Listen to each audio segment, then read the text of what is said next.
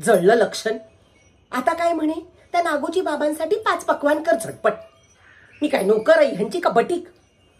सगळं मेलं मीच करायचं, मीच मरमर मरायचं. स्वयंपाक मीच करायचा, सगळ्यांच्या जिभेचे चोचले मीच पुरवायचे. रांधा भाडा उष्टी काढा सगळं मेलं माझ्याच गळ्यात. आणि या मनोरमा वहिनी यांच्या ताब्यात काय पेढी. सोन्याचा इतका हव्यास आहे की गेल्यानंतर काय सोनं पांघरून जाणार आहे का काय कोण जाणे. सगळ्या घरादाराचं सोनं यांच्या ताब्यात. माझं सोनं पण यांच्याच ताब्यात आहे.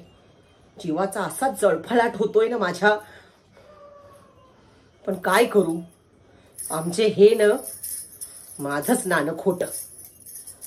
आमचे हे जर का खमके असते की नाही आणि 4 चवाळ मिळवत असते ना तर माझ्यावर ही वेळ आलीच नसती. मिळवतायत कुठले, जुगारात घालवायला बसले. नवरा हा असा, मुलगा आधार देईल म्हणावं तर तो काय, तो चाकर वहिनी साहेबांचा. बर, देवाला हाक मारायची काही सोय नाही. विठ्ठलाचं नाव घ्यावं म्हटलं ह्या घरात तर त्याला बंदी. हो चला बाई, तुझं कोण नाही बाई. चला लागा कामाला.